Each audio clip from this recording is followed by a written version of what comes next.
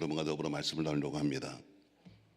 원래 베데스다라고 하는 그 이름 자체는 자비라고 하는 단어, 자비. 그러니까 오늘 베데스다 목가 이게는 자비의 목가라는 이야기고 때로는 은혜의 목가라고 합니다. 자, 오늘 베데스다 목가에 지금 사람들이 모이는데 그러면 이런 대로 한다면 자비의 못이요 은혜 못이라면 거기 있는 사람들이 다 나야 됩니다. 여러분 교회 속에 여러분과 교회 속에 와 있으면 여러분과 저희 모든 문제는 다 해결받아야 원칙이죠. 저 여러분이 기도원에서 오늘 다 해결받고 가길 바랍니다. 저는 근데 오늘 모인 사람들을 보니까 모인 사람들의 모습들이 나와 있습니다. 자, 말씀 다시 보겠습니다, 여러분. 자, 5장 2절입니다. 예루살렘에 있는 양문 곁에 히브리 말로 베데스다라는 못이 있는데 거기 행각다시 있고 그 안에는 많은 병자, 맹인, 다리 저는 사람, 혈기 마른 사람들이 누워 물이 움직이기를 기다렸다 했습니다. 여러 사람의 환자들의 모습이 나와 있어요. 이 환자들의 모습이 여러분과 저의 영적인 모습입니다. 그냥 베데스다 목가 옛날에 베데스다 목에 있었던 거기 있던 어떤 환자가 아니라 오늘 교회 속에 자비의 집이라고 하는 교회 속에 은혜의 집이라는 교회 속에 이런 영적 병자들이 다 들어와 있다는 것이죠. 오늘 여러분 조금도 뺄 것도 없고 덜 것도 없이 오늘 과연 여러분과 저는 어떤 병자인가? 우린 지금 영적으로 본다면 어떤 병자인가를 우리 한번 돌아봐야 해요. 오늘 지금 얘기한 것처럼 지금 각종 병자 혹은 안 못 보는 소경했는데 우리는 육적으로 본다면 소경 아니지만 그러나 영적으로 우리는 어떤 사람인가? 먼저 내 병이 무엇인가를 알아야 고칩니다. 모든 질병을 고치려면 반드시 물론 하나님의 은혜 가운데 고침받습니다만 그러나 완벽한 치유는 내가 어떤 병자인가를 알아야 돼요. 자, 그럼 병원에 가면 의사가 어때요? 의사가 제일 먼저 딱 들어오는데 당신 간암이요? 이렇게 말하는 사람 봤어요, 여러분? 사람이 처음 들어오는데 당신 어디가 나쁘네? 이런 사람 봤어요? 다 묻습니다. 사실 그러니까 우리는 의료비에 상당한 걸 돌려받아야 돼요. 왜냐면 다 우리가 알려준다. 의사가 할 걸 우리가 알려줘요. 자, 의사가 뭐예요? 어디가 아파서 오셨어요? 나는 허리가 아프고요, 등이 아프고요, 발이 아프고요, 다 지가 알려줘. 언제부터 아프죠? 언제부터요? 사실 다 이런 기본적으로 다 내가 어디가 아픈가를 알아야 고칠 수 있는 거예요. 은혜도 마찬가지입니다. 내가 무엇이 부족한가? 우리 학교도 마찬가지잖아요. 내가 어떤 공부가 부족한가? 어떤 것이 부족한가를 알아야 그걸 채워야 좋은 학교를 가는 거죠. 매일 한 가지만 똑같아. 나는 국어를 잘해야 한다고 매일 국어만 할 수 없잖아요. 저는 여러분과 저의 영적인 상태를 정확히 알아야 한다. 오늘 베데스다 목가에 있는 많은 사람들의 모습이 사실은 교회 속에 있는 여러분과 저의 모습입니다. 이 속엔 저의 모습도 있겠죠. 그러면 제가 설명해 드릴게요. 자, 오늘 이렇게 말하죠. 자, 많은 병자, 그 안에 많은 병자 했어요. 자, 많은 병자라는 것은 뭐냐면 특별한 병명은 없어요. 특별하게 무슨 다리가 아파, 허리가 아파하는 병명은 없지만 그러나 무엇인지 모르는 병이나 부성으로 인해서 사람이 약해요. 또는 보이지 않는 장애가 있어요. 남들은 밖으로는 안 보이는데 보이지 않는 내적 장애가 있어요. 그러니까 외적인 장애는 전혀 없는데 밖으로는 멀쩡한데 속으로 아픈 사람들과 껴서 오늘 성경은 많은 병자라고 그래요. 이 속에 많은 병자가 있죠. 밖으로 보면 다 멀쩡합니다. 그리고 또 영적으로 보면 다 무슨 찬양 잘하고 기도 잘하고 그리고 어디 가면 장로님, 권사님, 목사님 다 하는데 사실은 외적만 그렇지 내적으로 그 사람이 영이 죽었다면 그 사람은 병자예요. 여러분 영이 살아야죠. 아멘. 육만 아니라 영이 살릴 텐데 껍데기는 멀쩡해요. 저도 껍데기는 다 목사니 장로니 권사니 하고 어때요? 다 멋진 것을 둘러싸고 사실 사람 속이는 건 쉽습니다, 여러분. 사람 속이는 건 아무리 제가 목사지만 그러나 사람 속이는 건 쉬워요. 나가서 5일 동안 6일 동안 별짓을 다 해도 주일날 와서 어때요? 멋진 가운을 입고 멋진 후드를 걸치고 그리고 와서 목사 짓을 하면은 목사같이 보일 수 있어요. 그러나 자기 자신을 속일 수는 없죠. 여러분과 제가 정확하게 지금 나는 영이 살았는가 죽었는가, 나는 지금 내 영의 세계는 문제가 있나 없나는 누가 자기 자신이 제일 잘 알아요. 오늘 밖으로는 멀쩡해요. 밖으로는 다 멋있는 집사님, 멋있는 권사님, 입만 열으면 그냥 성경을 줄줄 외우는 그런 삶이라 할지라도 영이 죽어 있으면 뭐예요? 오늘 많은 병자에 들어가는 거예요. 많은 병자는 누구냐? 다시 말합니다, 여러분. 외적으로는 아무런 문제가 없어요. 그러나 내적 부상이 있다든가 해서 지금 내적으로 아픈 사람을 가리켜서 성경은 많은 병자다 이랬어요. 특별한 병명을 말하지 않아요. 그러니까 오늘 대부분 여러분과 제가 오늘 많은 병자 속에 있을 거예요. 밖으로는 멀쩡한데 속은 이모저모 썩어 있는 사람. 자, 두 번째 보니까 또 이렇게 말하죠. 맹인했어요. 맹인. 자, 우리 맹인은 눈을 보지 못하는 사람이 앞이 안 보입니다. 그처럼 영적인 눈을 갖지 못한 사람, 눈은 있지만 육적인 눈은 떴지만 그러나 영적 눈을 뜨지 못하면 영적 맹인이 되는 거죠. 우리가 눈뜬 소경이다 이렇게 말하잖아요. 눈뜬 소경이다. 다시 말해 눈은 떴는데 아무것도 보지 못해요. 눈은 떴지만 판단력이 없어요. 눈은 떴지만 그러나 제대로 보지 못하니까 눈뜬 소경이라는 것처럼 신앙의 영적 눈뜬 소경도 상당히 많아요. 다시 말해 쉽게 말하면 세상 것은 잘 봅니다. 세상 것은 잘 보는데 하나님의 것을 전혀 못 본다면 이 사람은 영적 소경이죠. 오늘 앞에 보니까 많은 병자, 두 번째는 영적 소경. 아무리 성경을 읽어도 성경이 글씨로만 보이지 속에 있는 하나님의 뜻을 모른다면 영적 소경이죠. 여러분과 저에게 많은 지금 환난이 오고 좌절이 오는데 하나님은 절대로 그냥 때리시지 않아요.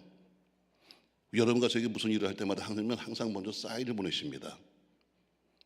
여러분과 저에게 예를 들어서 육신의 질병을 줘서 깨닫게 하신다든가 혹은 하고 있는 사업을 통해서 깨닫게 하신다든가 때론 자녀를 통해서 깨닫게 하시는 여러 가지 중간에 나를 깨닫게 하기 위해서 주변에 있는 많은 것들을 한 번씩 건드리십니다. 영적 사인이에요. 근데 전혀 몰라. 이건 무슨 얘기인지는 모릅니다. 그냥 아파. 아우 우리 애가 다쳤어. 우리 애가 지금 속을 새겨. 사업이 안 돼. 부도가 났어. 그냥 이 정도로 생각하지 이 뒤에 숨겨져 있는 하나님의 비밀의 세계를 모르면 뭐가 되는 거예요? 영적 소경이 되는 거예요. 제가 알기로는 여기 지금 4명 있어요. 영적 소경. 지금 도대체 뭔지 몰라. 무슨 판인지를 몰라.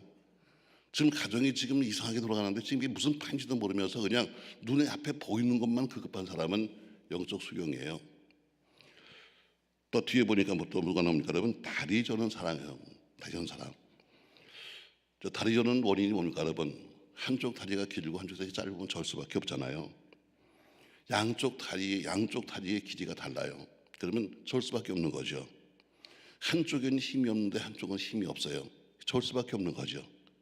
그럼 영적으로 다리 저는 사람은 뭐냐? 예배가 치우친 사람이에요. 여러분 우리 한국교회는 공예배를 3가지를 가르쳤어요. 주일 낮 예배, 주일 저녁 예배, 수요 예배를 공예배라고 불러요. 자, 끄떡거려봐요. 난 사실 걱정이 많아요. 왜냐하면 우리 교회도 보는 청년들이나 학생들이 자 앞으로 정말 수요 예배가 존재할까? 앞으로 수요 예배가 과연 존재할까? 지금도 뭐 옛날에는 우리가 그냥 처음 교회 다닐 때는 저는 신앙생활을 늦게 했거든요. 나이 한 30이 거의 다 되어 교회 다녔어요. 그러니까 저는 그냥 옛날에 그냥 그때 한 40년, 50년 전에 이렇게 생각해 보면은 그때는 통상 이렇게 말했습니다. 주일날 나오는 사람의 10분의 1이 새벽 기도하는 사람, 주일날 나오는 낮 예배의 반이 저녁 예배에 나오는 사람, 또 저녁 예배에 나오는 사람의 반이 수요 예배에 나오는 사람 이렇게들 생각했었어요. 그래서 교인이 1000명이면 적어도 500명 정도는 주일 저녁 예배에 나온다. 또 교인이 1000명이면 적어도 약 250명 정도는 수요 예배에 나온다. 교인이 1000명이면 최소한도 새벽 예배는 한 100명은 나온다. 이렇게 옛날에는 기본적인 생각이 됐었어요. 이제는 빵이요. 교인이 1000명인데 수요 예배 나온 사람은 불과 몇십 명도 안 돼. 물론 사회가 바뀌고 여러 가지 바뀌었지만 그러나 한국교회가 정해준 공예배는 주일 낮 예배, 주일 저녁 예배, 수요 예배가 공예배예요. 자, 우리가 예배는 3요소가 있습니다.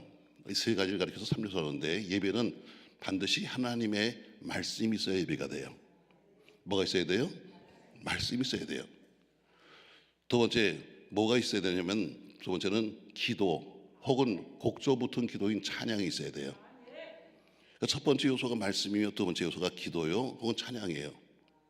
세 번째 요소가 은혜를 받았으면 드리는 자기 헌금이 들어가야 이 세 가지를 가리켜서 예배의 3요소라고 부릅니다. 자, 근데 오늘 다리가 한쪽이 길고 짧은 것처럼 저는 거죠. 그처럼 신앙생활도 그렇게 한 사람이 있어요. 한쪽은 잘해. 말씀은 매일 무슨 읽는다고 그러는데 기도는 전혀 안 해. 어떤 사람은 기도한다고 매일 와서 이러는데 성경은 아무것도 몰라. 이게 뭐예요? 이게 바로 다리 저는 신앙이에요. 어떤 사람은 예배는 드린다고 하는데 예배가 뭐예요? 예배는 드리는데 헌신은 전혀 안 해. 여러분, 이게 치우친 신앙이에요. 한쪽으로 치우친 신앙을 가리켜서 오늘 다리 저는 신앙이라고 그래요. 여러분, 사람이 건강하려면 항상 꾸준해야 돼요. 그렇죠, 여러분? 자, 저 사람이 건강한가, 건강하지 않은가? 보는 첫 번째 비결은 뭐냐면 진맥이에요. 숨을 고르게 쉬는가, 숨을 헐떡거리는가. 이게 가장 그 사람의 기본적인 건강을 체크하는 방법이에요. 그러니까 제일 먼저 진맥하잖아요. 이게 정확하게 그냥 항상 꾸준하게 뛰면 그래도 그 사람은 건강한 사람이에요. 어떤 사람은 숨을 몰아쉰다. 한 번 들이킨 다음에 5분 뒤에 한 번 내죠. 이건 병자죠, 여러분. 어떤 사람은 고래야, 고래. 한 번 숨을 쉰 다음에 몇 시간 있다 한 번씩 나와. 고래죠, 여러분. 그 신앙은 여러분 곧 죽을 신앙이에요. 언제 어느 때 죽을지 몰라. 항상 신앙은 꾸준해야 돼요. 아멘. 어떻게 오늘 세 가지를 말한 것처럼 예배 3요소 있다는 것처럼 예배와 말씀과 기도와 찬양과 헌신이 항상 같이 가야 돼요. 그래야 이 신앙이 오래가는 신앙이고 꾸준한 신앙이에요. 어떤 사람은 그냥 목돈을 갖다 헌금합니다. 근데 예배는 안 나와. 이건 절름발이요. 이건 자기 기분에 의해서, 물론 자기 신앙이겠지만 그러나 자기 기분에 의해서 목돈을 했다 할지라도 헌금만 했다고 믿음이 좋은 건 아니에요. 물론 헌금도 아무나 하는 건 아니야. 저희도 이번에 다섯 번째 교회를 저희가 개척하는데 삽교에다 개척했거든요. 저 예배당을 지은 걸 저희가 이제 인수해가지고 예배 목사를 파송했는데 전혀 뜻밖의 왜 어쨌든 헌금이 들어와야 이제 저희가 인수를 하니까 요새 빚이 상당히 무서워요. 이자가 엄청 비쌉니다. 교회는 더더군다나 비싸요. 일반인보다 교회는 또 더 비싸게 받습니다. 교회나 종중이나 이런 종교기관은 은행에서 이 담보를 잡기가 쉽지 않아요. 만약에 교회가 뭐 돈을 꿔갔는데 안 갚으면 어쨌든 교회도 똑같이 딱지를 붙여야 되잖아요. 근데 교인들이 다 들어 누워 있어. 그래서 어떻게 딱지 붙였는데 마귀 새끼 물러가라고 그래가지고 이거 집회가 쉽지 않아. 그래서 교회는 특별히 위험한 곳이라서 교회나 중중이나 이런 데는 좀 비싸요. 그러니까 저희가 가능하면 어쨌든 저희가 인수해서 저희가 파송하는 거니까 다 빚을 갚아줘야죠. 그래서 나름대로 헌신들 하고 전부 다 애를 쓰는데 보니까 뜻밖의 헌금에 들어왔어요. 어떤 36살 먹은 청년이 1억을 헌금했더라고. 물론 교회는 감사했어요. 근데 물론 그의 부모들이 뭐 교회를 나오고 있고 그리고 뭐 다른 데로는 사업도 하고 있으니까 굉장히 큰 역할을 감당한 건 사실이지만 그러나 좀 걱정스러운 게 예배를 잘 안 나와. 예배는 물론 어머니 아버지가 시켜서 한지 모르겠지만 그러나 그것도 사실 큰 거죠. 그러나 내가 볼 때는 걱정스러운 게 그만큼 헌금도 했으면 그만큼 주일도 잘 나와야 되는 거 아닌가. 목돈 헌금 한번 할 수 있어요. 그렇다고 해서 그 사람의 믿음이 갑자기 커지는 건 아니에요. 항상 건강은 꾸준해야 되는 것처럼 여러분까지의 신앙생활이 늘 꾸준해야 돼요. 우리도 금요일날 성경 공부하는데 제가 지난 주간에 성경 공부하는 목사님에게 제가 문자를 보냈어요. 목사님, 성경 공부가 중요한 것이 아니라 공부는 지금까지 한국 교회는 공부를 많이 했습니다. 너무 지나치게 공부를 많이 시켰어요. 교인들이 모르는 게 없다. 목사보다 더 잘 알아요. 자, 부흥회할 때마다 항상 연락이 옵니다. 목사님, 이번에는 주제가 뭐예요? 하고 오늘 교회나 다 부흥회할 때마다 써붙이나요? 그래서 미리 알려줍니다. 이번엔 열왕기상 18장입니다. 그러면 가면 벌써 다 알고 있어. 이번에 불 바꾸는구나. 불 받아 하고 벌써 다 알고 있어. 그 본문을 미리 줄 수가 없어요. 교인들이 벌써 다 파악하고 있으니까. 내용을 딱 벌써 이번 또 헌금하겠구나. 다 알아. 얼마나 공부를 많이 시켰는지. 근데 문제는 뭐예요? 머릿속에 말씀을 많이 집어넣는데 문제는 손은 움직이지 않는 거예요. 여러분, 말씀이 중요한 것이 아니라 말씀과 삶을 같이 가야 돼요. 근데 말씀 많이 하는데 살진 않아. 그러니까 어때요? 한국교회 욕먹는 이유가 그겁니다. 말씀들은 입만 열으면 줄줄줄 자는데 이렇게 말하잖아요.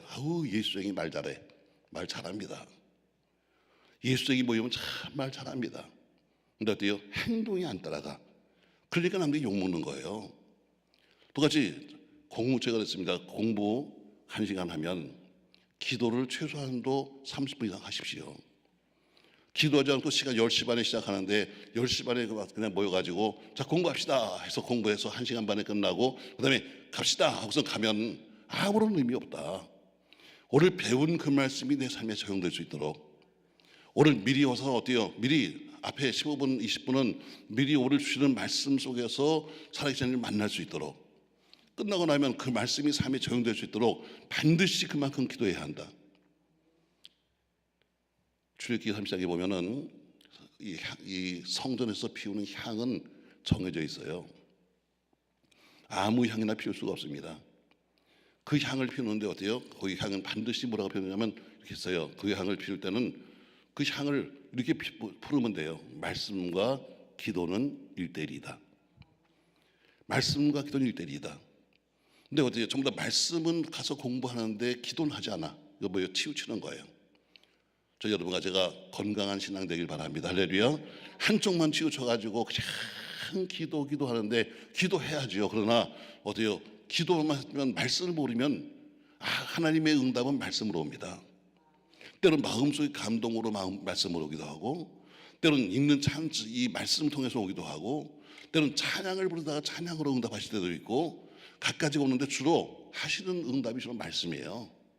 우린 기도로 내 사정을 알려고 하나님은 여러분과 저에게 말씀으로 응답하시는 거예요. 근데 말씀을 몰라. 그러니까 맨날 이상한 와서 헛얘기만 하던 거예요. 기도를 많이 했으니까 하나님이 응답하셨습니다. 근데 어때요? 그 응답이 뭔지를 모른다면 헛짓하는 거지. 자, 오늘 한쪽 다리 저는 자 있습니다. 우리의 신앙이 치우치지 말아야 합니다. 말씀도 기도도 찬양도 헌신도 할렐루야. 그렇게 돼야 그런 신앙이 그래야 올바른 신앙이 될 수 있죠. 자, 네 번째 보니까 또 이렇게 말합니다. 혈기 마른 사람들이 누웠다 해서 혈기 마른 사람. 자, 혈기 마른 사람이 누굽니까, 여러분? 손발이 마비된 중풍병자입니다. 손발이 마비됐어요. 손이 비틀어졌습니다. 다리가 비틀어졌습니다. 그러니까 올바르게 걸어갈 수가 없는 거죠. 자기 힘으로는 잡을 수도 없고 자기 힘으로는 뭔가 할 수도 없습니다. 이게 중풍병자죠. 신앙도 마찬가지예요. 자기 힘으로는 아무것도 할 수 없습니다. 꼭 남들이 도와줘야만 돼요. 집사님 나와. 알았어. 그래서 꼭 남들에게 가서 꼭 기대고 사는 사람들이 있어요. 자기도 교회를 수십 년 다녔어. 근데 일만 생기면 꼭 그럽니다. 집사님 기도해 주세요. 야, 난 참 우리 교회도 웃겨요. 권사가 집사한테 맨날 기도해 달래. 창피한 거 아니에요, 여러분? 그럼 아예 권사라고 부르지 말아야지. 권사가 집사한테 집사님 나 기도해 줘 그러면 너는 권사가 어린 집사인데 어떻게 된 거냐? 순서가 바뀌었지. 오히려 어린 집사들이 가서 권사님에게 기도해서 이게 맞지. 우리 교회는 어떻게 거꾸로 된 사람이 몇 명 있더라고. 여기는 없어. 우리 동네만 있어. 저 서울 목동에만. 근데 얼마 전에 봤어요. 여기서 그런 사람이 여기 또 있더라고요. 저는 물어봤어요. 어디서 봤으니까 목동에서 봤대. 여러분, 자기 힘으로 아무것도 못해. 중병자는 자기 힘으로 일어날 수도 없고 자기 힘으로 걸어갈 수도 없고 자기 힘으로 못 집을 수도 없어. 신앙생활도 마찬가지예요. 내 힘으로 아무것도 못해. 꼭 남들이 도움을 구해만 되는 거예요. 이런 사람 뭐예요? 오늘 바로 이 혈기 마른 자예요. 또 영적인 귀머리도 있죠. 영적인 귀머리 보세요. 자, 귀머리, 귀가 안 들리는 거잖아요. 그럼 세상의 소리는 다 잘 듣습니다. 세상 소리는 그렇게 잘 듣는데 어때요? 영적 소리는 듣지 못하면 영적 귀머리예요. 교회에서 보면 상당히 많습니다. 영적 귀머리가. 하나님이 아무리 말씀해도 못 들어. 영적 귀머거리지요. 여러분, 육적으로 봐도 귀가 안 들리는 사람의 특징이 있어요. 자기 귀가 안 들리니까 목소리가 커. 내가 안 들리니까 자기 목소리가 크게 해서, 왜 남들은 다 들려. 근데 자기가 안 들리니까 목소리가 유난히 큽니다. 저희 교회에서 꽤 오래전에 어르신들을 모시고 한번 야외에 모시고 나갔어요. 근데 어쨌든 어르신 하니까 뭐 60 이상은 그래도 어르신이 들어가잖아요.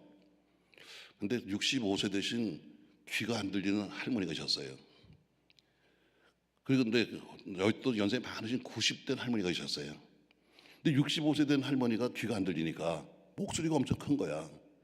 그러니까 90대 된 할머니한테 가서 어떻게 큰 소리 말하니까 그 할머니가 그래요. 야, 너 같은 딸이 있다 내가. 왜? 한 번은 잘못한 거 없어. 자기가 귀가 안 들리니까 자꾸 소리가 커지는 거예요. 영적 귀머리가 특징이 뭐예요? 교회 속에서 항상 소리가 커. 왜? 하나님의 음성을 못 들으니까 자꾸 인간 소리를 많이 하는 거예요. 오늘 이런 각종 병자가 있었다 이렇게 되고 있어요. 여러분과 저는 어떤 병자인가요? 에스겔서 37장에 보니까 에스겔이 그 마른 뼈다귀의 이야기를 하고 있는데 거기도 마찬가지죠. 손만 대면 무너져 버려. 마른 뼈는 손만 가서 대면 부서지는 거예요. 그처럼 손만 대면 부러지는 신앙도 있어요. 멀쩡한 신앙 같은 데 가서 어때요? 조금만 환난이 오면 넘어지고 조금만 무슨 말을 들으면 자빠지고 하는 이런 신앙을 가리켜서 오늘 바로 에스겔서에서 나오는 그런 그 신앙을 볼 수 있어요. 외적인 호된 좋아도 껍데기는 잘 치장했어도 속이 아프면 오늘 이런 환자가 되는 겁니다. 자, 오늘 본문에 보니까 오늘 이런 환자들이 베데스다 못가 있었다 그랬어요. 쉽게 말하면 여러분과 저 전체가 다 포함되는 문제예요. 자, 근데 오늘 그 사람에게 묻습니다. 예수님께서. 자, 4절 말씀 보세요. 이는 천사가 가끔 못에 내려와 물을 움직이게 하는데 움직인 후에 먼저 들어가는 자는 어떤 병에 걸렸든지 낫게 됩니다. 거의 38해 된 병자가 있더라. 예수께서 그 누운 것을 보시고 병이 벌써 오랜 줄 아시고 이르시되 네가 낫고자 하느냐? 자, 예수님께서 봐도 저 사람은 참 오랫동안 누워있어 아파. 그래서 예수님이 물어요. 내가 낫고자 하느냐? 여러분, 그러면 답은 둘 중에 하나예요. 예, 아니요, 둘 중에 하나예요. 근데 오늘 엉뚱한 얘기가 나옵니다. 자, 다음 절 보세요. 7절 병자가 대답하되 주여 물이 움직일 때 나를 못에 넣어주는 사람이 없어 내가 가는 동안에 다른 사람이 먼저 내려가나이다. 자, 앞뒤가 달라요. 예수님께서는 물었어요. 너 낫고 싶니? 물었으면 답은 둘 중에 하나예요. 예, 아니요, 둘 중에 하나예요. 근데 뜬금없이 뭐라고 그래요? 그냥 뭐 지금까지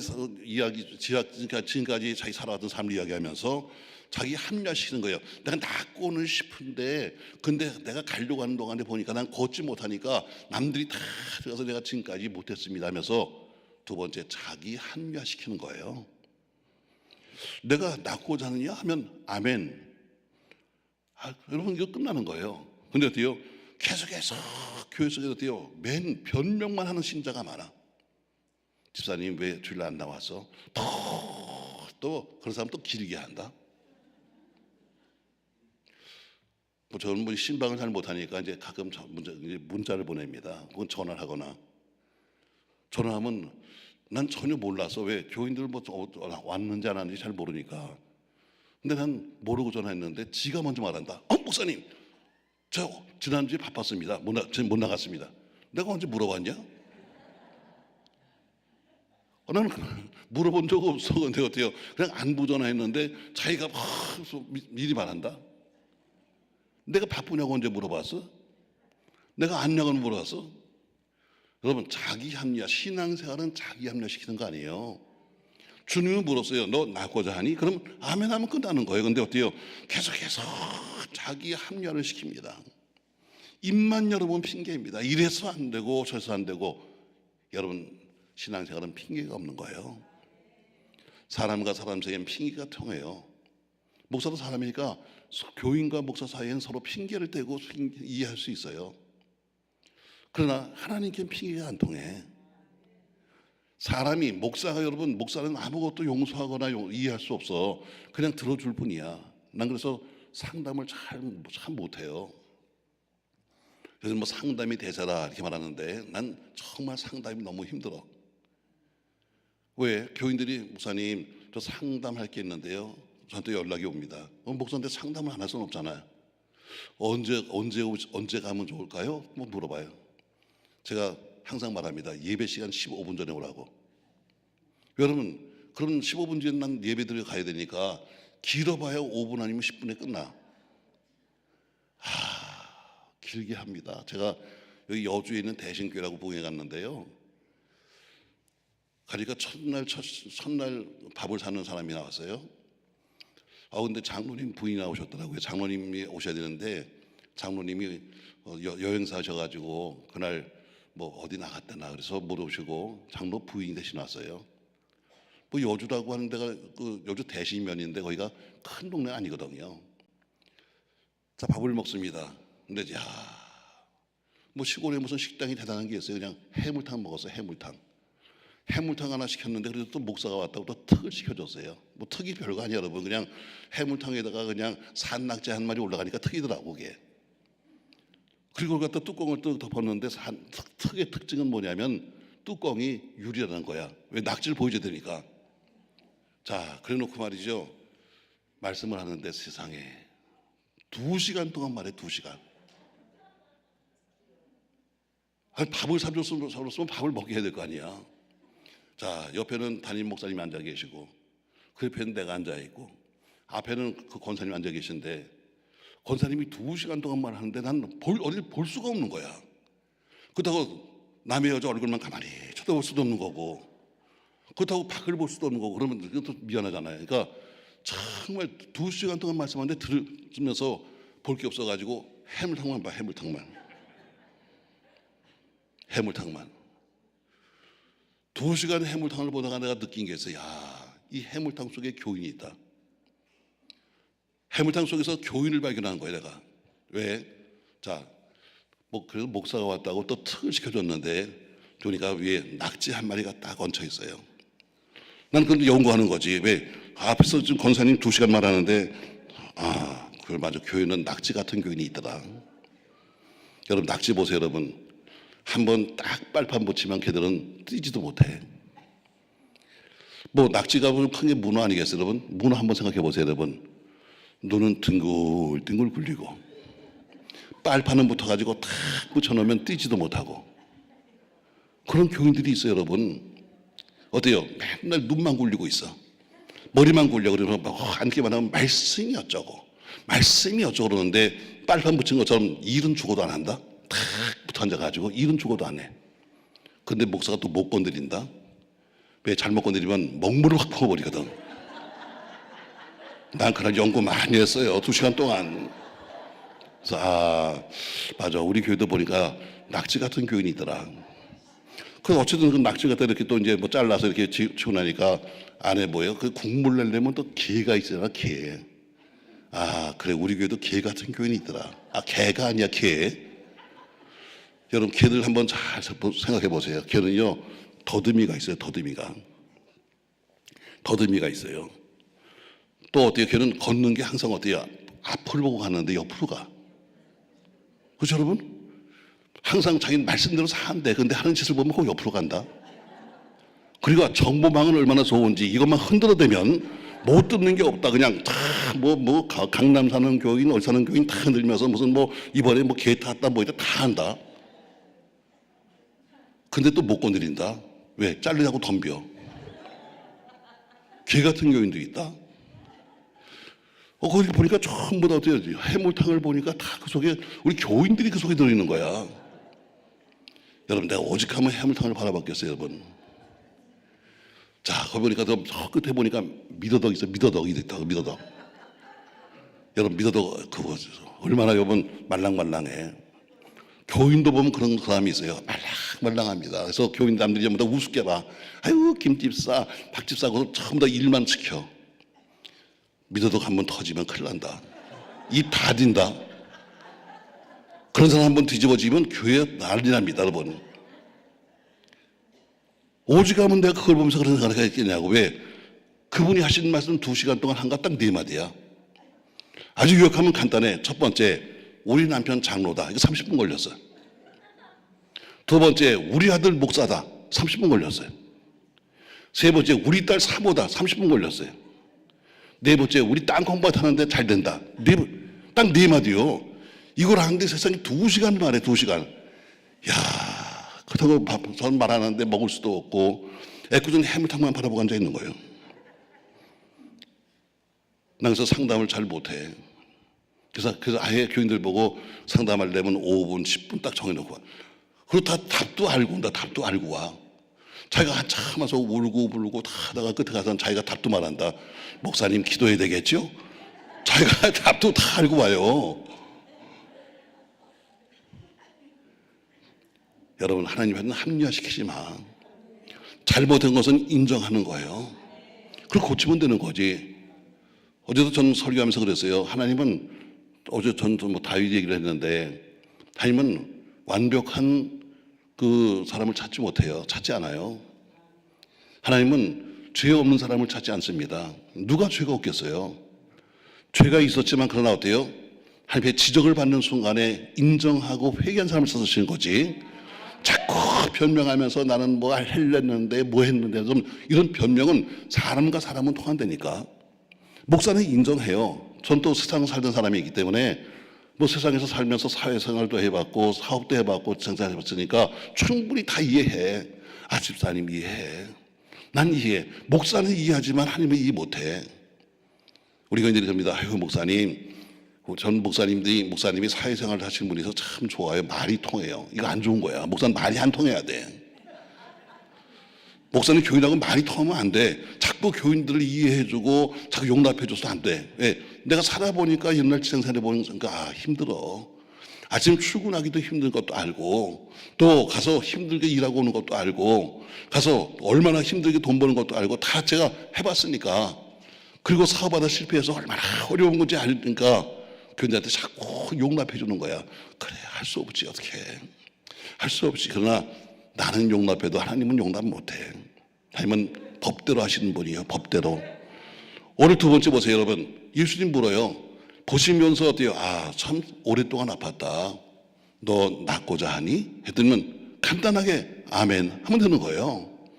근데 뭐 자기는 낫고 싶었는데 더 열심히 갔는데 보니까 벌써 남이 들어가 버리고. 여러분 이건 다 변명이에요. 여러분 신앙생활 변명하지 맙시다. 하면 한 거고 안 하면 안 한 거야. 신앙생활은 둘 중에 하나입니다. 여러분 흑이면 흑, 백이면 백이에요. 전 지나치게 흑백 논리를 해서 참 욕도 많이 먹어요 목사님들한테. 그러나 전 확실해요. 흑은 흑이고 백은 백이지. 신앙생활에 회색은 없는 거야. 신앙은 예 아니요 둘 중에 하나지 중간은 없는 거예요. 오늘 여러분 예수님이 물었으면 그냥 아멘 하면 되고 잘못했으면 회개하면 되는 거지. 오늘 무슨 말을 갖다 예수님은 딱 한마디 했는데 그냥 변명을 하면서 낫고 싶은 나는 낫고는 싶은데 열심히 뛰어가 보니까 벌써 남이 없어 다 들어가 버리고 이거 필요 없는 거예요. 오늘 바로 자기 합리화 신앙생활이 아주 나쁜 거예요. 여러분 지적을 받으면 회개합시다.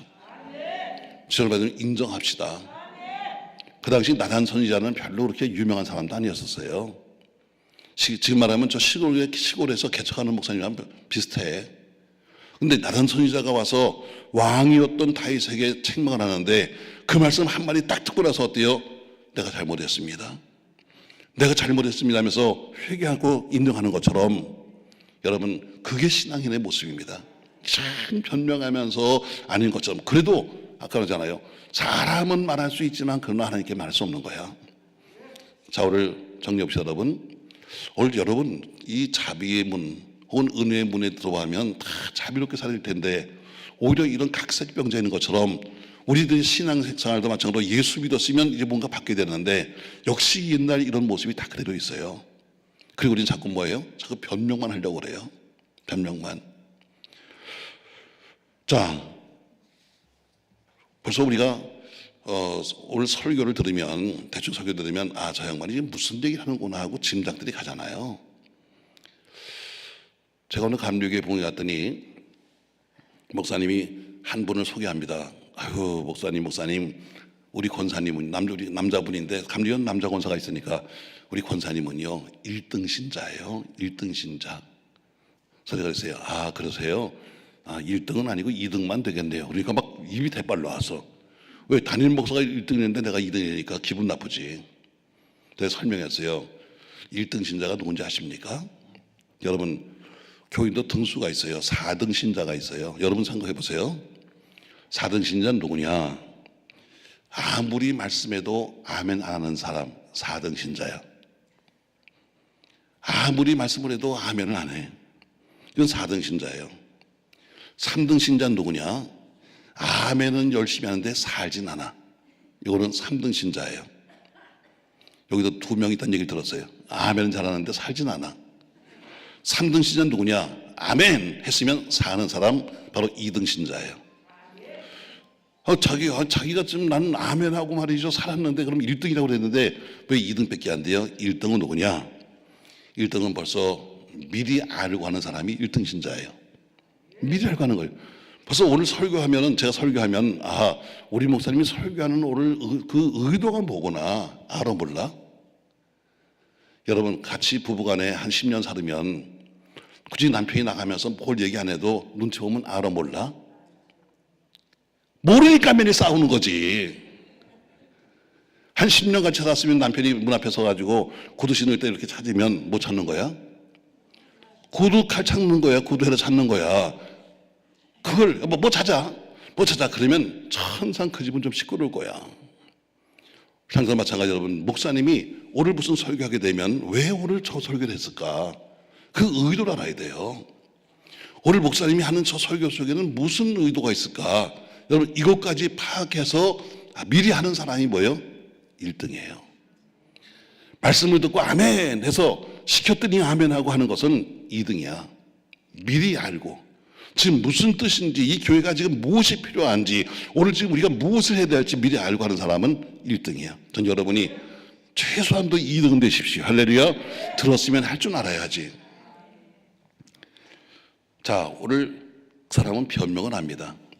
근데 예수님께서 어떻게 하냐? 자, 다시 말씀드려요. 8절. 예수께서 이르시되 일어나 네 자리를 들고 걸어가라 하시니 합니다. 자, 세 번째, 예수님께서는 말씀으로 명령하셨어요. 일어나서 네 침상을 들고 걸어가라. 일어나서 네 자리를 들고 걸어가라. 여러분, 말도 안 되는 소리예요. 38년 누워있었으면 여러분 어떻게 자기가 일어나겠어요? 못 일어나는 겁니다. 아무리 자기가 일어나려고 애를 쓴다 할지라도 아무리 누가 봐도 일어날 수 없는 거예요. 근데 예수께서도요, 말씀으로 명령했어요. 내 자리를 들고 일어나서 걸어가라. 여러분, 말씀을 드리면 다음에 뭐예요? 그분은 우리에게 말씀하십니다. 그 다음은 여러분과 제가 할 일이에요. 그 말씀에 아멘 하고 어때요? 아무리 봐도 내 생각엔 도저히 움직일 수 없어. 난 지금까지 다리에 힘도 없고 난 일어날 수 없어. 알면서도 그 말씀을 듣고 어때요? 일어나겠다고 하는 의지, 순종, 복종. 네 번째는 복종으로서 결국에는 역사하는 거예요. 저 여러분, 하나님 말씀 앞에는 두 가지예요. 순종과 복종이에요. 아멘. 순종과 복종. 성경 66권 말씀에서 가장 복받는 비결이 뭐냐? 하나님 앞에 순종과 복종이에요. 순종은 뭐예요? 순종은 이해되는 거예요. 아, 하신 말씀이 내가 이해가 됩니다. 하신 말씀이 제가 아멘이 됩니다. 그래서 그건 순종이에요. 그러나 어떤 것은 전혀 내가 이해할 수가 없어. 전혀 난 도저히 용납할 수가 없어. 난 될 수가 없어. 그럼에도 불구하고 주님 말씀하시니까 난 도저히 이해가 안 되지만 하는 것은 복종이에요. 근데 우리 주님은 뭐예요? 두 가지를 말씀하는 거예요. 순종은 네가 해도 복종은 못하니? 오늘 지금 한 것은 복종이에요. 지금 38년 동안 누웠던 병자가 어떻게 일어나겠어요? 그러나 주님 말씀하시니까 아멘 하면서 어때요? 그가 일어나 보려고 하는 순간에 그의 몸에 힘이 생기는 거예요. 그처럼 순종과 복종은 복받는 최고의 비결이에요. 내가 언젠가 우리 교회에 저기 있더니 우리 집사님이 집에 강아지를 살면서 두 마리의 이름을 줬어요. 순종이 복종이. 순종과 복종 가장 복받는 비결이에요. 아주 오래전에 같이 모이는 이렇게 그 모임에서 장경로 목사네 교회에서 한번 모였어요. 아주 오래전에 모여서 서로가 이야기합니다. 야, 우리가 이번 올해는 내년도엔 전도를 정말 많이 해보자 하고 썼더니 그래서 우리가 이야기하기 그럼 우리가 같이 표를 하나 정해가지고 표를 같이 붙이고 그리고 함께 전도하자. 했더니 또 장 목사가 워낙 웃기니까 그럼 이렇게 합시다 하고 표를 냈어요. 표가 이거예요. 전도하자. 못하면 애기 낳자. 딱 그 양반한테 맞잖아. 이게 전도표예요. 여러분 애기 낳으면 확실한 부흥이요. 자, 전도하자. 못하면 애기 낳자. 그랬더니 또 누가 박웅순 목사가 그랬는지 누가 그래요. 한 마디 더 합시다. 하더니 밑에다가 또 썼어요. 이왕 낳는 거 쌍둥이 낳자. 이게 표예요. 저희 교회도 갖다 써붙였어요. 또 어떤 사람 시험 들었다. 목사님 저게 성경 몇 장 몇 절에 나오는 거니? 몇 장 몇 절이 아니지 오직 전도하고 싶었으면 저렇게 써붙였겠냐. 오직 전도하고 싶으면 써붙였겠냐.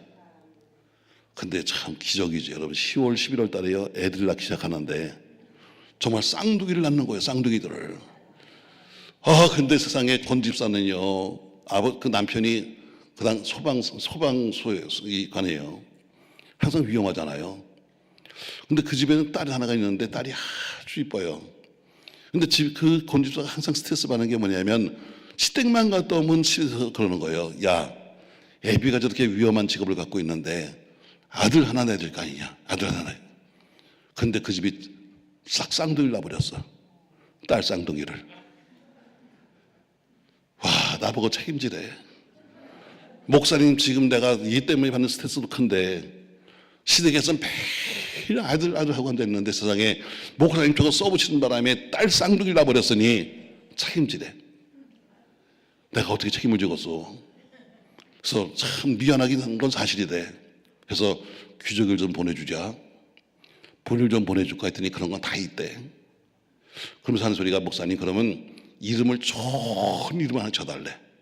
전했어요. 걱정 마라. 정말 좋은 거 있다. 이렇게 짓자. 큰애 이름은 순복이. 순종하고 복종하고. 둘째 이름은 복순이. 복종하고 순종하고. 왜? 성경 속에 가장 복받는 비결은 뭐예요? 하나님 앞에 순종과 복종이에요. 그러나 오늘 보세요 여러분. 아브라함이 순종했다? 사실 복종이에요. 사실 복종함으로써 받는 복은 어마어마한 거예요. 자, 아브라함이 하나님 말씀에 성경은 순종한 것 같지만 사실은 복종이에요. 왜? 자기가 지금 살던 고향 버리는 거 여러분 이거 쉬운 거 아니에요. 자기 주변 다 정리한다는 거 여러분 이거 쉬운 거 아닙니다. 그리고 객지 떠난다는 것, 살던 증거 다 정리하고 그리고 다 놔두고 한다는 거 이거 여러분 될 수 없는 거예요. 또 13장 창세기 13장에 가면 조카 롯과 헤어져요. 이것도 여러분 자기 아들처럼 지금껏 믿고 살던 애인데 이어 헤어진다는 것도 이거 쉬운 거 아니에요.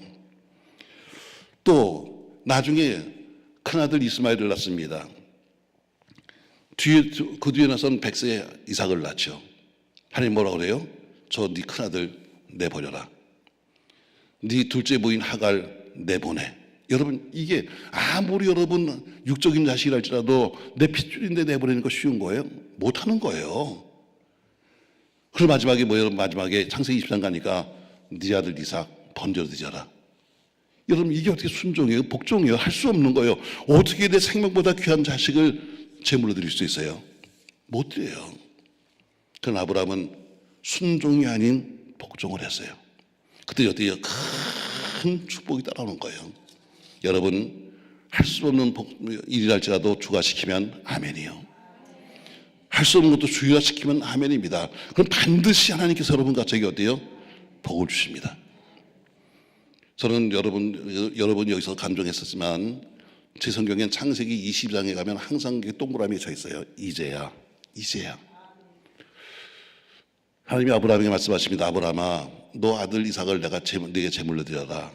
아브라함이 그 말씀을 듣고 어때요? 아멘 하고선 그 아이를 데리고 이삭을 데리고 사흘길을 걸어가서 지시한 모리아산으로 올라갑니다.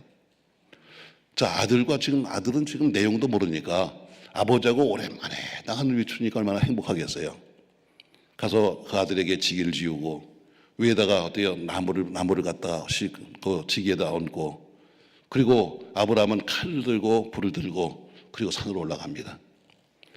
올라가면서 물어요. 아버지, 다른 것은 다 준비됐는데 번제 드릴 양은 어딨나요? 그랬더니 차마 너희가 양이다, 이 얘기를 못하는 아버지가 하나님이 준비했다 이렇게 말합니다. 내가 널 죽여야 돼, 이 얘기를 못하는 아브라함이 바로 하나님이 준비했을 거야. 그리고 가서는 지시한 장소에 가서 그 자기 아들 이삭을 꽁꽁 붓습니다. 그리고 그 아들을 칼로 치려는 순간에 말씀하기를 아브라함아 너 거기 손대지 마라. 급히 부르시면서 하신 말씀입니다. 그리고 하신 말씀이 내가 이제야 네가 나 사랑하는 걸 인정한다 이렇게 말해요. 이제야. 여러분, 아브라함이 75세에 부름받아 가지고 지금까지 수십 년 동안 말씀하시면 모든 거 다 하면서 왔습니다. 때로는 할 수 없는 거, 아까 말한 것처럼 자기 고향도 버립니다, 친척도 버립니다, 형제도 버립니다. 다 버리고 출발합니다. 조카로 또 버렸습니다. 조카의 좋은 땅도 양보합니다. 다 여러분, 심지어 자기 아들까지 이스마엘도 버렸고 자기 부인 하갈도 버렸습니다. 근데 그렇게 했음에도 불구하고 자기의 아들 이삭을 갖다 칼로 치려는 순간에 말씀하기를 너 그에게 손대지 마라. 내가 이제야 내가 나 사는 것을 알았다고 말한 것처럼 인정받아야 합니다. 인정받아야 합니다. 난 왜 동그라미 쳤는가? 신앙생활이라는 것은 오래 믿었다고 해서 하나님이 인정하시는 거 아니다. 신앙생활이라는 것이 내가 교회 속에 목사라고 인정하는 것도 아니고 집안 몇 대 신앙이라고 하나님이 인정하시는 것도 아니다. 인정할 만한 사건이 있어야 된다. 사건. 그분이 인정할 만한 사건이 필요한 겁니다. 이제야. 저도 예배당 짓고 나서요, 저는 개척할 때는 아무것도 없는 거지였으니까 사업에 실패해서 민선 들고 정말 신학교 들어가서 신학교 4학년 때 목동 아파트에서 개척을 하면서 정말 어렵게 개척을 했죠.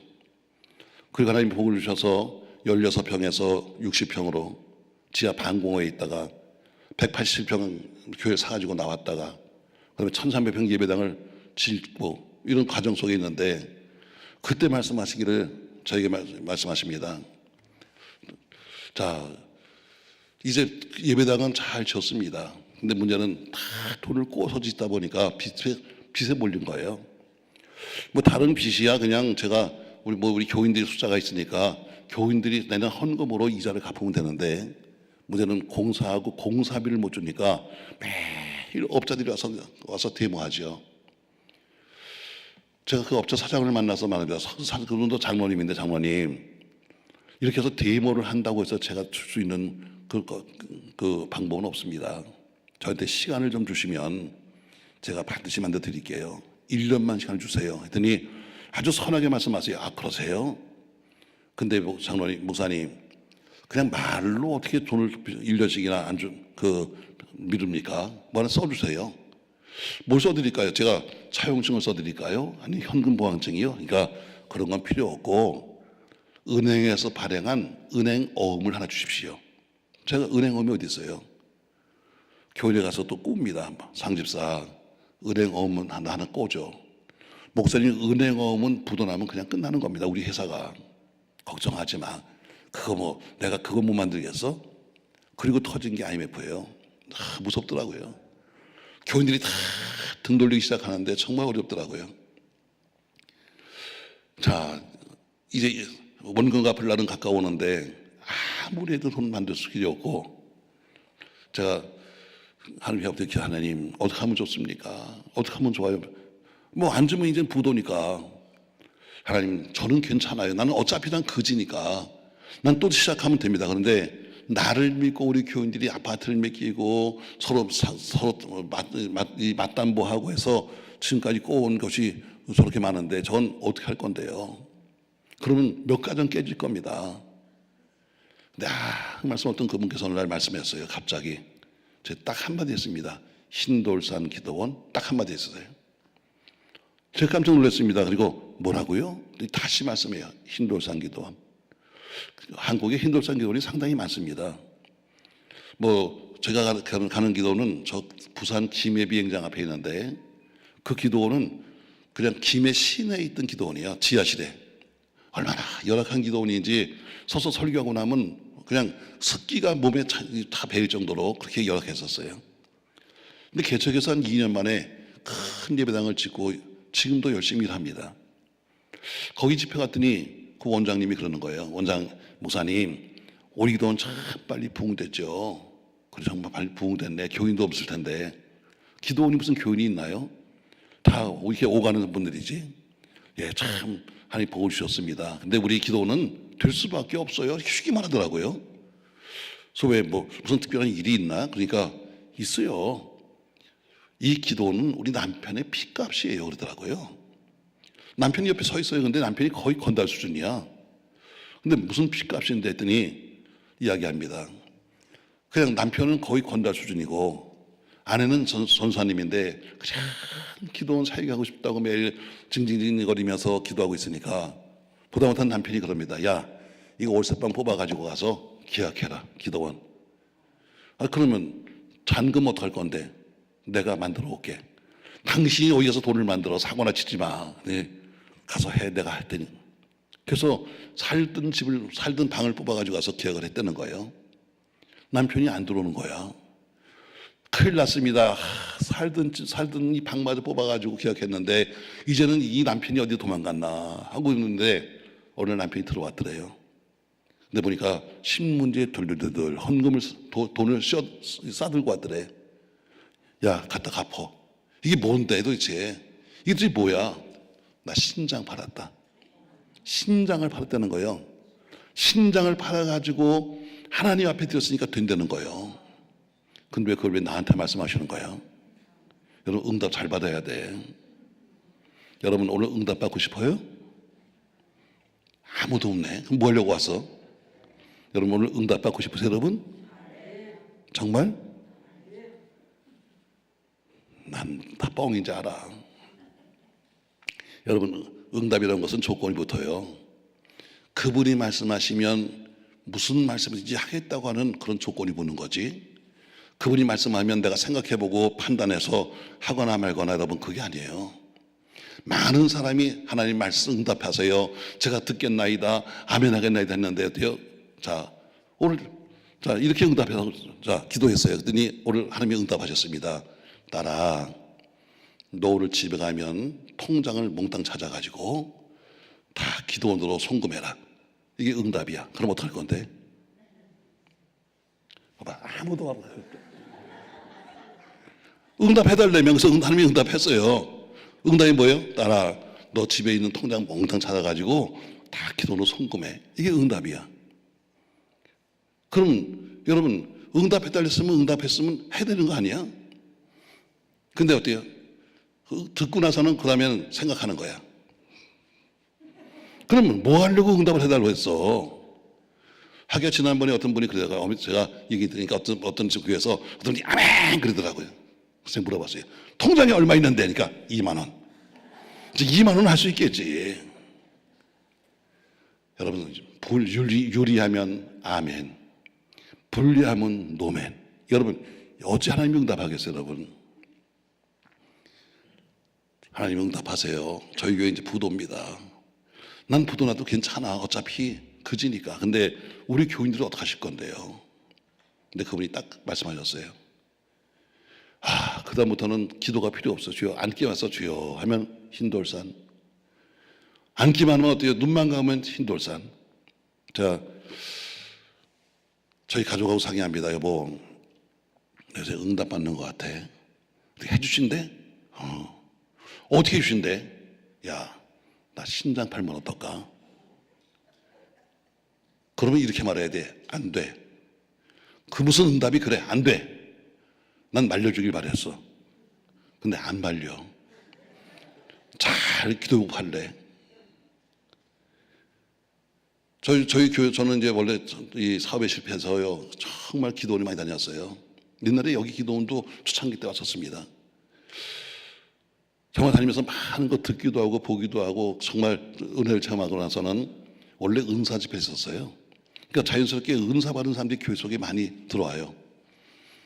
어떤 분이 이번에도 이사 가면서 저희한테 문자 보냈어요. 목사님, 제가 능력에 감사한 것은 제가 와서 마음껏 기도할 수 있어서 그것이 감사합니다. 우선 그 문자를 내더라고요. 그래요. 저도 은사 받았으니까 그렇게 사람들이 모여들었는데, 그래서 은사 받은 사람들은 또 은사를 못 쓰게 하면 또 딴 데 다닌다. 그래서 저희는 그 당시에는 수요일 날 밤에 철야배가 또 있었어요. 그 소위 은혜 받은 사람 그냥 한 개만 하면 쫙 앞으로 흔들면서 뭐 할렐루야 할렐루야 어머나 어머나 어머나 뭐 하면서 방언한 사람들, 그래서 그런 사람들이 다 모여서 있는데 제가 답답하니까 가서 그날 이야기합니다. 여러분, 만약에 목사가 신장을 팔아서 하나님께 헌금한다면 어떻게 생각하세요? 그랬더니 그렇게 앉기만 하면 방언하고 통변하고 나는 사람들이 이렇게 말한다. 목사가 쇼한다. 목사가 쇼한다. 목사가 교인들한테 헌금하라고 쇼한다는 거예요. 집에 가도 안 말려. 교인들은 쇼한다고 그래. 저희 교회가 바로 목동 이대병원 정문 앞에 있거든요. 그러니까 자연스럽게 제가 의사도 많고 간호원도 많아요. 제가 토요일 날 밤에 강단 뒤에 누워가지고 기도합니다. 하나님, 정말 내게 원하시는 게 뭐예요? 정말 내게 뭘 원하시는데요? 했더니 그분이 보여주셨어요. 내가 목사 안수 받을 때, 그때를 보여주신 거예요. 자, 우리 교회에서 우리 교인들이 다 앉아있고, 저는 뭐 흥분돼서 기억도 안 나요. 교인들이 새 양복을 해주고 색감을 들고 그리고 목사 안수 받습니다. 전도사에서 목사 될 때만 해도 교인이 한 400명 됐으니까. 자, 근데 그때 그 순서가 쭉 내 머릿속에 비디오로 지나가는 거예요. 내 마지막 순서에서 누군가 묻습니다. 이동석 씨. 항상 목사 안수할 때는 마지막 그 선서하니까, 당신은 주를 위해 죽을 수 있나요? 누가 이렇게 물었어요. 난 기억도 안 나요. 근데 내가 아멘 이렇게 말하는 데서 딱 끝났어요. 당신은 주를 위해 죽을 수 있나요? 아멘. 제가 봉투 하나 꺼내서 썼어요. 제가 신장을 들여서 우리 교회가 살 수 있다면, 제가 신장을 들여서 우리 교인들이 다 함께 이 어려운 교회를 넘어갈 수 있다면 제가 신장을 드리겠습니다 하고 써가지고 그 다음날 일부 예배 때 헌금에 뭉태 집어넣습니다. 광고해야죠. 그래 누가 살아올 거 아니에요. 제가 말합니다. 여러분, 신장은 법으로 못 팝니다. 이건 불법이에요. 그러나 우리 교회는 의사들도 많고 간호원도 많으니까 혹시 누군가 여러분에게 와서 묻기를 어디 신장이 없냐고 물으면 내게 보내세요. 내가 신장을 하나님께 드리려 작정했습니다. 그렇게 말을 했지만 교인들이 너무 미운 거야. 왜? 나는 다 드렸어 지금까지. 근데 어떻게 교인들은 그 말 들으면서 고개를 이렇게 숙여. 피차에 미안한 거지. 그러면서 난 속으로 생각합니다. 그래, 누가 내 신장을 사랴? 내가 말은 이렇게 시키니까 하지만 그러나 누가 내 신장을 사랴? 설마 누가 내 신장을 사러 오랴? 근데 설마가 뭐 한다고? 사람 잡아요.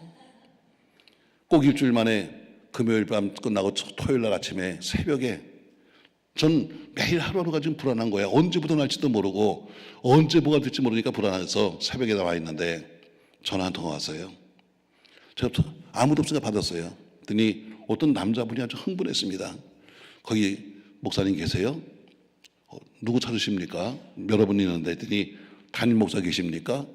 제가 담임 목사인데요. 아, 목사님, 여긴 상계동입니다. 그런데요, 무슨 신장 파신다면요? 와, 사지가 떨려. 뭐 이게 이렇게 빼주는 게 아니잖아. 그냥 여러분, 잠깐만요. 제가 제 방에, 제 자리에 앉아서 전화를 받습니다. 예, 제가 그런 얘기 했습니다. 그분이 저는 상계동에 살고 있고요. 주택은행 지점장 하다가 이번에 명퇴한 사람입니다. 저는 천주교 교인입니다. 그런데요, 명퇴하고 시간이 좀 나서 어제 동네 좀 나가 보니까 이상한 얘기가 들리는데, 목동에 있던 어느 교회가 예배당 짓고 나서 돈 이역이 부족해가지고 목사님이 신장을 내놨다는 얘기 들었습니다. 네, 그런 얘기 했습니다. 난 좀 떨려 죽겠어. 그래서 저는 목사님 어제 이 말 듣고 한잠도 못 잤습니다. 나도 못 잤어. 내가 묻습니다. 근데 선생님 신장은 필요하신 거요? 그랬더니 딱 한마디 말합니다. 아니요. 이야, 욕 나와. 왜? 지금 나는 얼마나 그 짧은 시간에 얼마나 떨어진지 모르는데 세상에 안 산대. 그래서 제가 약간 기분 나쁜 어쩌고 얘기했어요. 근데 뭐 하려고 전화하셨어요? 했더니 예, 저는 천주교 교인이고요. 아는 목사님도 많고 친구도 목사들도 있습니다. 그런데 전 그런 얘기는 생전 처음 들었습니다. 예배당을 짓고 목사님이 신장을 팔았다는 얘기는 처음 들어서 정말 가슴이 뜁니다. 목사님, 저 이제 한 잔도 못 잤습니다. 제가요 이번에 퇴직금 받은 게 있는데 제가 돈을 꿔드릴게요 그러더라고요. 제가 얼른 물어봤어요. 이자는 얼마요? 이자가 비싸면 못 쓰지. 그랬더니 저 은행 시험장 출신입니다. 지금 다른 건 다 못 믿어도 은행도 못 믿지만 난 교회 믿을 수 있습니다. 목사님, 은행에서 준 이자만큼만 주신다면 제 돈을 보내드릴게요. 그럴 땐 토요일 날도 은행 열 때니까 제가 좀 반납할까요? 아이, 그럴 거 없습니다. 그냥 회의하셔서 상의하셔서 월요일 연락을 주시면 제가 돈을 보내겠습니다. 전 월요일 날 한 번도 들어본 적 없는 사람한테 돈 2억을 받았습니다. 그리고 교회 돈 이런 가다가 가서 어음쪽지 찾아옵니다. 얼마나 몸이 아픈지, 얼마나 한 걸음 걷는 게 힘든지 겨우겨우 교회 돌아와서 강단 뒤에 두었습니다. 저희는 지하 2층이 본당이거든요. 하나님께 묻습니다. 하나님, 이제 된 거예요? 이제 된 겁니까? 그때 하신 말씀이요. 그래, 내가 이제야 너 인정하지. 정글에서 이제라는 단어에 동그라미가 있는 거예요. 이제야. 여러분, 이제야는 언제? 내가 복종할 때 왔었어요. 자, 말씀을 정리해 봅시다. 여러분, 오늘 지금 베데스다 목가에 지금 많은 병자가 있었어요. 그 병자의 내용을 보니까 어때요? 밖으로는 멀쩡하지만 속으로 썩은 사람, 또 서로 영적으로 어때요? 잘 못 듣는 사람, 영적으로 말 못하는 사람, 또 영적으로 한쪽으로 치우쳐서 있는 사람, 이런 많은 병자들이 있었습니다. 근데 오늘 주님께서 보시고 그 중에 한 명에 묻습니다. 너 낫고자 하느냐? 했더니 어때요? 변명만 하는 것처럼 우리 신앙이 꼭 지금 그런 신앙입니다.